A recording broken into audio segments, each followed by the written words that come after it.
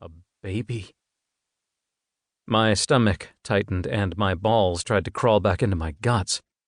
The hazy memory became stark and vibrant with brutal clarity. A little more than a year ago, a summer trip to Vegas. A kiss in the cab had led to a drunken night of lustful tumbling on Molly's bed in her tiny apartment and a half-heard assurance that she was on the pill. And then I was inside her without a fucking care in the world. The words fell out of my mouth. Oh, shit. Molly barked a nervous laugh and shifted the huge overstuffed nylon bag on her other arm. "Yeah, well, here we are," she said, and stood on tiptoe to peek over my shoulder. "Having a party? Looks epic. Sorry to just show up like this, but—" I stepped into the hallway and closed the door behind me. The music and laughter, cut in half, became distant. My eyes darted to the baby bundled in a faded blanket with yellow teddy bears on it, stained and grimy. My heart panged against my chest like a heavy drum. What are you doing here?" "I was in the city," Molly said, swallowing hard, her eyes not meeting mine. "I wanted to introduce you." "Introduce me?" Molly swallowed again and looked up at me as if it took effort.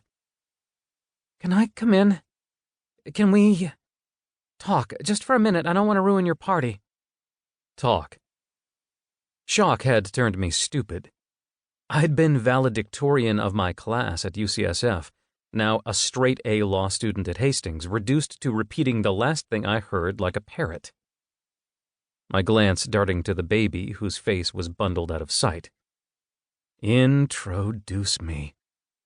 Holy fuck. I blinked, shook my head. "Yeah, sure, come in."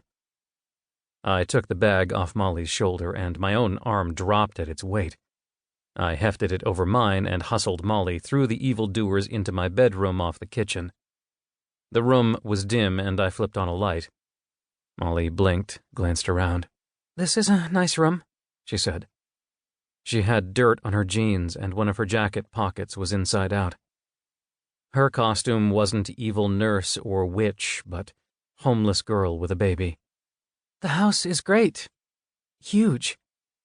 She sat on the edge of the bed, hefted the baby in her arms. "You look good too, Sawyer. And you're going to law school, right? You're going to be a lawyer?" I nodded. "Yeah."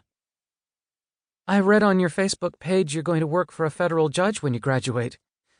That's a big deal, right? That sounds like a really good job." "I hope so," I said. "I don't have the job yet. I still have to graduate, pass the bar exam, and then he has to choose me."